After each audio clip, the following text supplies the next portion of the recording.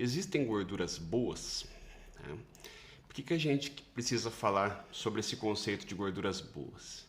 Assim como nós falamos de que nem todo carboidrato é um vilão, nós temos também gorduras que são extremamente úteis.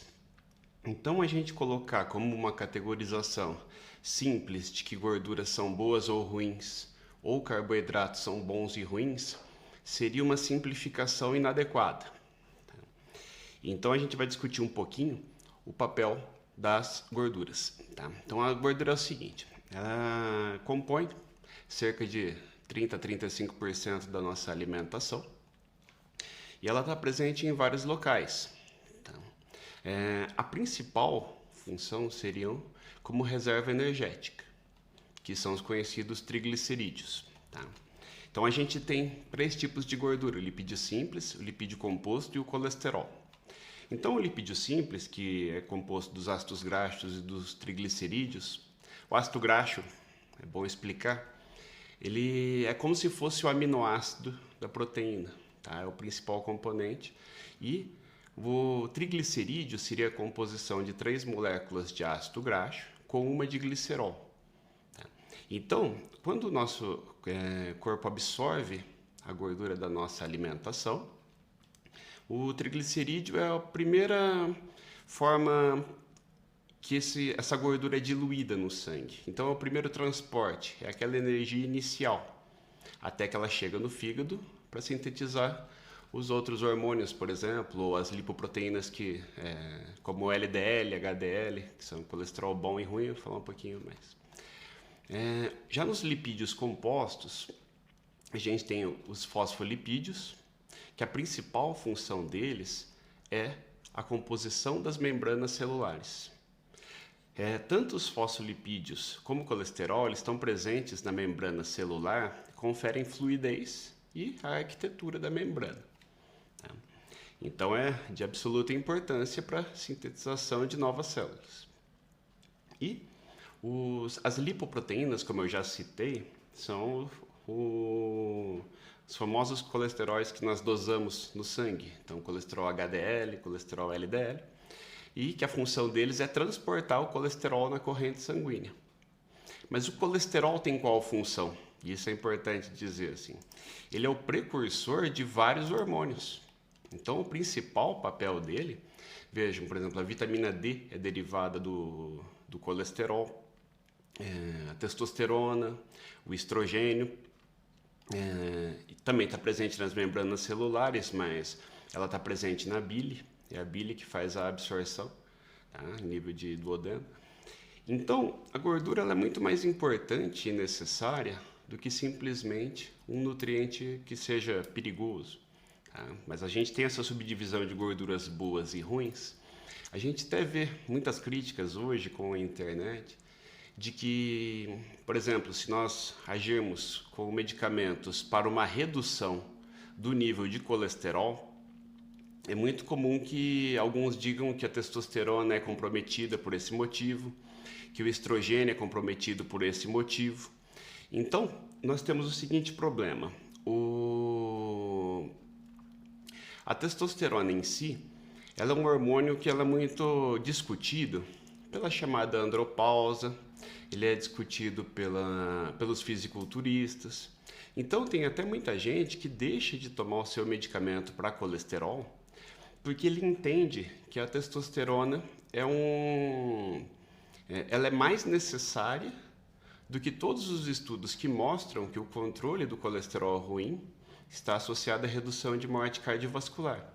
E isso gera uma confusão para os pacientes, porque nós temos estudos com milhares de pessoas validando que o controle do colesterol ruim é de suma importância para a saúde cardiovascular.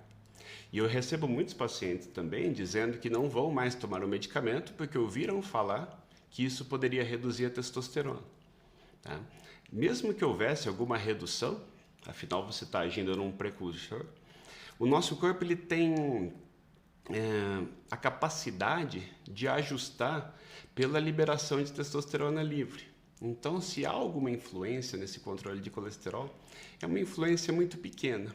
Então, a dica seria nunca deixar de manter o seu medicamento para controle de colesterol ruim, com medo de que isso afete a sua testosterona. Tá? Então, falando dos ácidos graxos, a gente tem algumas diferenças fundamentais. A gente tem as chamadas gorduras saturadas e as insaturadas. As insaturadas, elas se dividem em monoinsaturadas e poliinsaturadas. Eu vou falar de cada uma delas. A gordura saturada talvez seja a mais importante de ser discutida. O que significa ser uma gordura saturada? Significa que ela não tem ligações duplas em seu componente químico. Tá? E ela está associada ao aumento do colesterol LDL, justamente o colesterol ruim, que está associado à aterosclerose. Tá? Então essa é a gordura que a gente tem mais se preocupar. Só que ela também está associada a um aumento do colesterol bom. Tá? Então na prática a gordura saturada ela não tem só o efeito ruim, ela tem um efeito bom também. E onde nós encontramos a gordura saturada? E isso é de suma importância. São a composição típica de uma dieta low carb. Por quê? Porque elas estão presentes nas carnes, nos ovos, no leite integral, no famoso óleo de coco, na manteiga, no bacon, toucinho. A gente tem vários alimentos que têm gordura saturada e assim, são saborosos, não há dúvida, mas se a gente não faz uma nutrição que não privilegie também os carboidratos, considere apenas as gorduras e as proteínas, é de se pensar que nós vamos fazer uma ingestão de gordura saturada em excesso. Tanto é que a recomendação é de limitar em no máximo 10% do consumo calórico total em gorduras saturadas. Até nós vimos no episódio anterior que a obesidade ela é associada justamente ao aumento de ingestão de gorduras saturadas na dieta. Tá? Isso eu vou falar mais para frente agora, que é um pouco questionável, mas nós sabemos que as lesões no centro de apetite, que estão associadas à obesidade, eles são derivadas principalmente da gordura saturada. Tá? Então isso é de suma importância que a gente discuta. Já as gorduras monoinsaturadas, por que monoinsaturadas? Porque elas têm apenas uma ligação dupla na sua composição. E assim, é o chamado ômega 9. Todo mundo só sabe falar do ômega 3, mas a gente tem o ômega 3, 6 e 9. E assim, qual que é a principal fonte do ácido graxo das gorduras monoinsaturadas? É o óleo de oliva e o óleo de canola. Tá? Mas quais outras fontes nós poderíamos citar de gorduras monoinsaturadas? O principal deles seria o azeite de oliva, como eu disse, amendoim, abacate, azeitonas, gergelim, amêndoa, nozes castanhas, óleo de canola e o chocolate amargo. É muito comum que nós ouçamos os nutricionistas recomendando o chocolate amargo, aqueles com uma maior porcentagem de cacau, porque eles têm esse benefício, né, de possuir uma gordura considerada boa, a gordura monoinsaturada, então ela não é de todo perigosa para a nossa alimentação. Qual que é o grande benefício da gordura monoinsaturada? Ela melhora a sensibilidade à insulina, ela reduz o nível de LDL e aumenta o colesterol bom. Como ela melhora a sensibilidade à insulina, ela também oferece uma redução de triglicerídeos. Então a inclusão de alimentos como abacate, nozes e castanhas talvez seja a grande dica da nosso episódio de hoje, que é para aquele lanchinho, onde a gente coloca nozes, castanhas, amêndoas, quando a gente começa a ter alguma fome antes do almoço ou no meio da tarde, porque a gente está garantindo um aporte de gorduras que são úteis para a nossa saúde. Tá?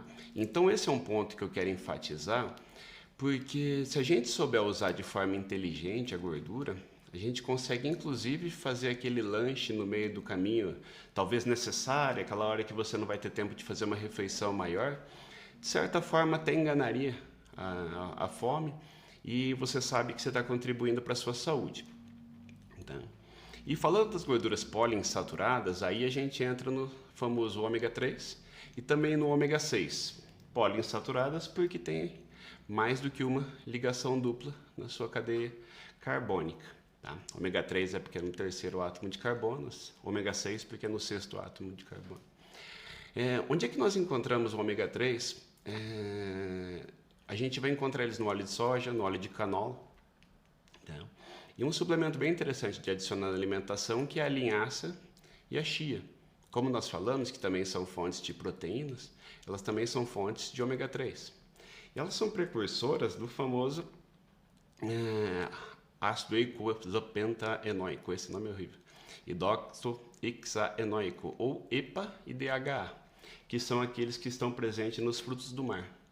Tá? Então a gente encontra em peixes, crustáceos, esses componentes que eles estão associados a uma maior saúde cardiovascular, mas o ponto principal deles é que eles não são encontrados, eles não são produzidos pelo corpo, eles são essenciais que eles sejam incluídos na alimentação.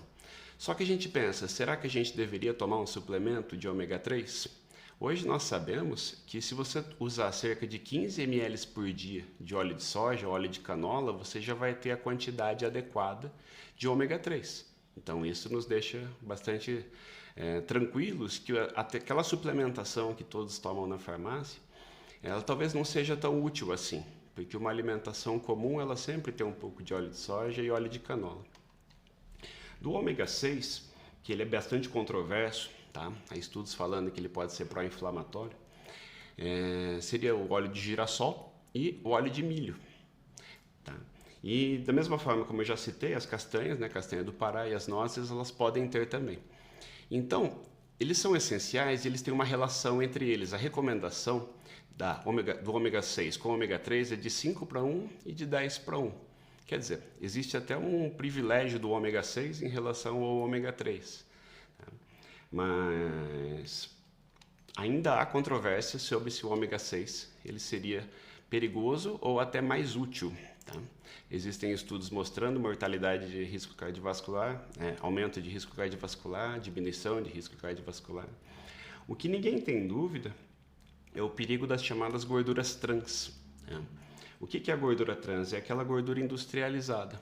Então, da mesma forma que os carboidratos que são processados, que são refinados, o nosso grande problema na alimentação seria justamente a industrialização da alimentação. Por quê? Porque a função da gordura trans é justamente conferir uma maior palatabilidade, crocância, uma maior conservação.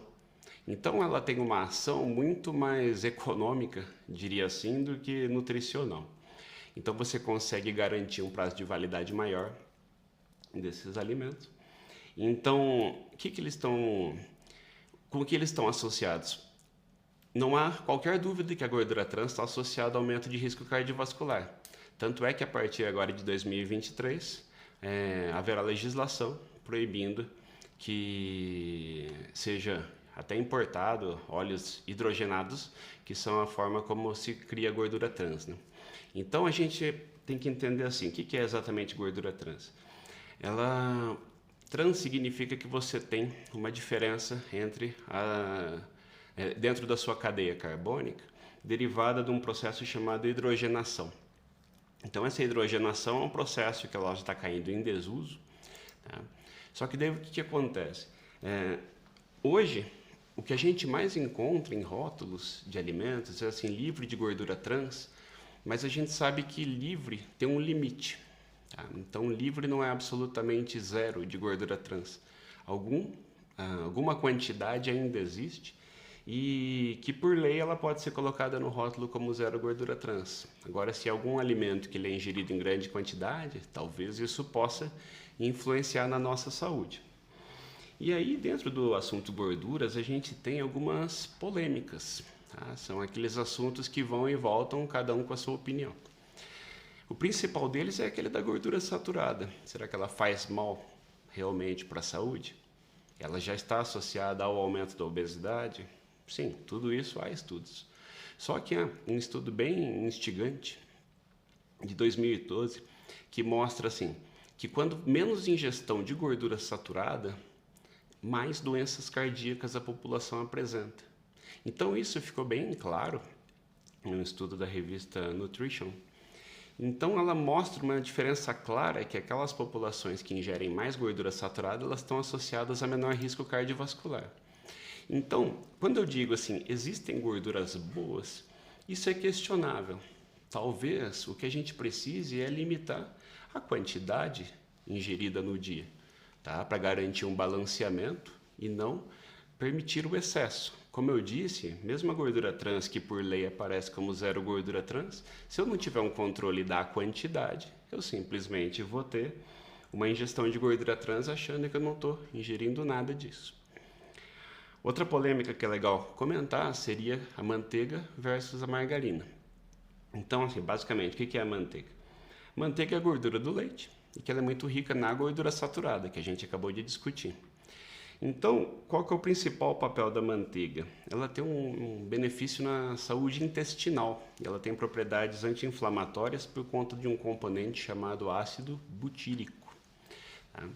E também, curiosamente, de 2012, um estudo mostrando que não houve associação do uso de manteiga com o aumento do risco cardiovascular.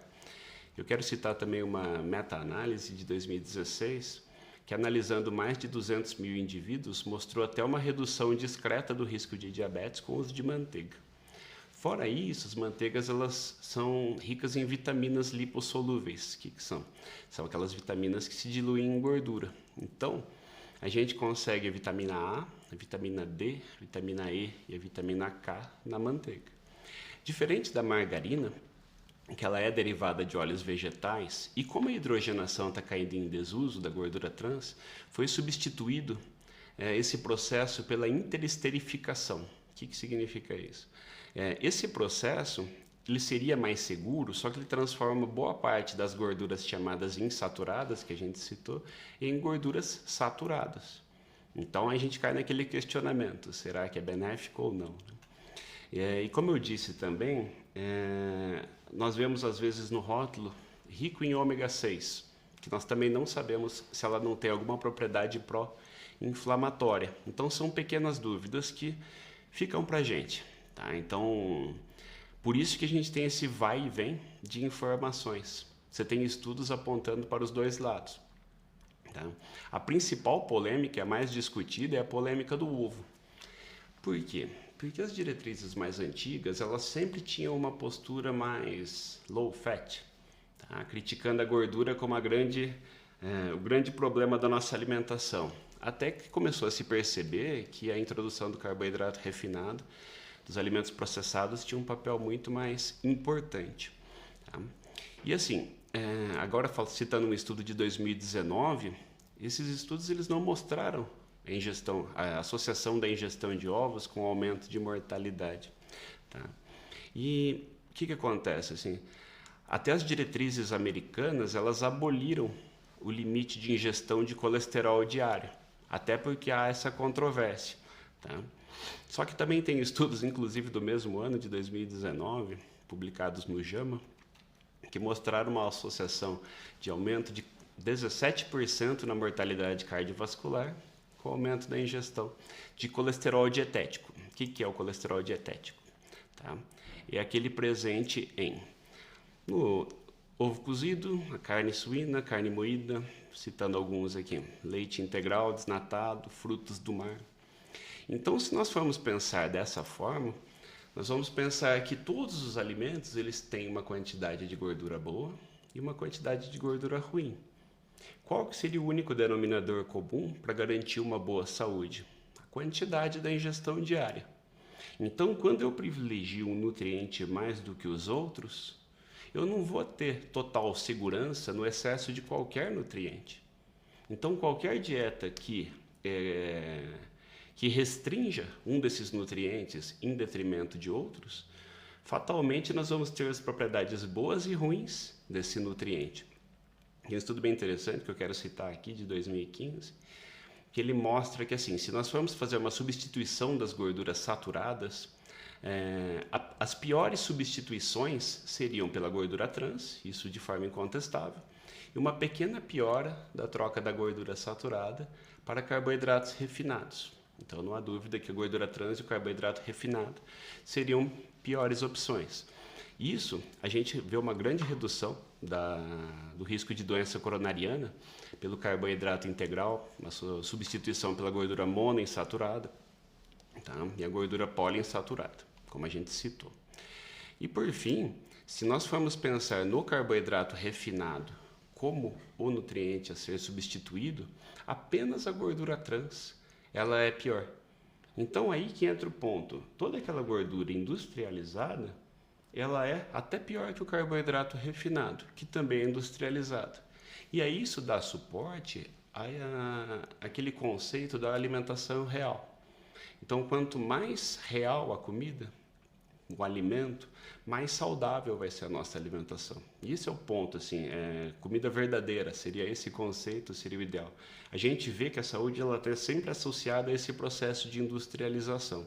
A gente vê que todas as substituições, como o carboidrato refinado pelo integral, pelo poliinsaturado, tudo isso é benéfico. Mas imagine se nós suspendemos totalmente um dos nutrientes para comer bastante dos outros, que nós já falamos que nem todos são tão seguros assim. Então essa discussão ela leva mais a uma reflexão, que nós podemos nos convencer do que a gente quiser. Essa é a verdade. Nós podemos chegar à conclusão que o carboidrato é um vilão, então eu vou comer mais gordura. Daí eu encontro aquela dúvida se a gordura saturada aumenta a mortalidade cardiovascular ou não.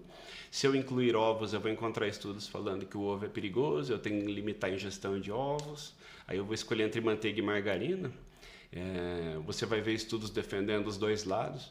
Então eu acho, essa é uma conclusão minha, que a gente deveria pensar sempre no balanceamento e na quantidade.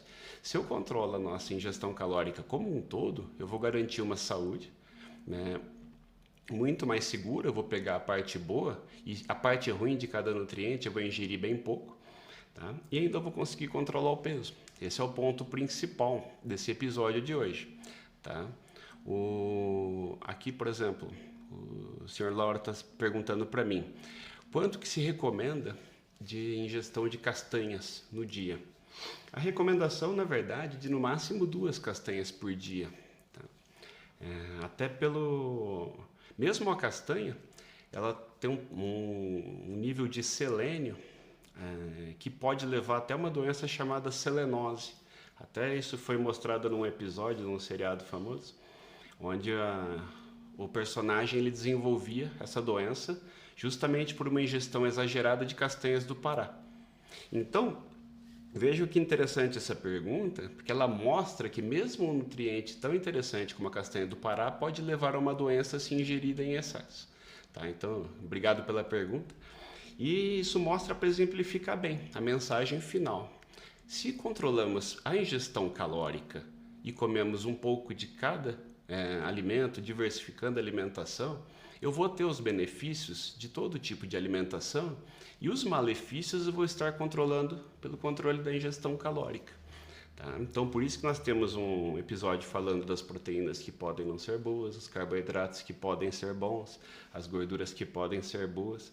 Mas lembrando que mesmo as nozes, ela tem da gordura boa e da ruim. Tá? Então, vamos pensar talvez mais na quantidade do que em qual alimento é certo e qual alimento é errado. Tá bom? Então essa é a mensagem de hoje, pessoal. Eu queria agradecer a presença de vocês, agradecer as perguntas, tá? Então, na quarta-feira a gente está de volta para falar com vocês mais um pouquinho. Tá bom? Abração, gente. Até a próxima.